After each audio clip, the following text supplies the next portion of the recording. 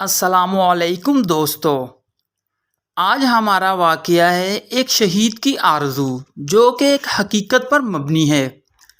حضرت سعد بن وقاص رضی اللہ تعالیٰ عنہ کہتے ہیں کہ جنگ احد سے پہلے مجھ سے حضرت عبداللہ رضی اللہ تعالیٰ عنہ نے کہا، آؤ ہم اللہ سے اپنی اپنی آرزوؤں کی دعا کریں۔ میں نے کہا اچھا ٹھیک ہے، اور ہم ایک کنارے ہو کر بیٹھ گئے۔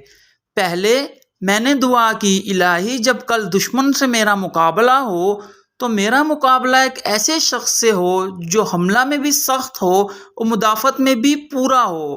میں اور وہ لڑیں، میرا لڑنا صرف اور صرف تیرے لیے ہو، اور پھر اس کے بعد میں اس سے جیت جاؤں اور میں اسے قتل کر دوں اور اس کا سارا سامان میں لے لوں۔ میری اس دعا پر عبداللہ رضی اللہ تعالیٰ عنہ نے کہا آمین، اللہ تعالیٰ آپ کی دعا قبول فرمائے۔ پھر عبداللہ رضی اللہ تعالیٰ عنہ نے اپنے لیے دعا کی، الہی کل ایسے مرد سے میرا مقابلہ ہو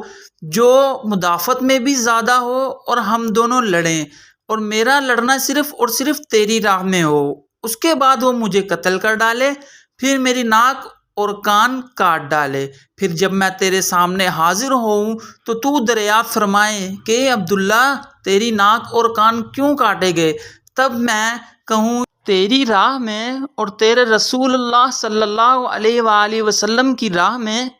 تب آپ فرمائیں ہاں تو سچ کہتا ہے۔ سعد رضی اللہ تعالیٰ عنہ کا قول ہے کہ حضرت عبداللہ رضی اللہ تعالیٰ عنہ کی دعا میری دعا سے کافی بہتر تھی، چنانچہ ان کی شہادت اسی ہی طریقے سے ہوئی۔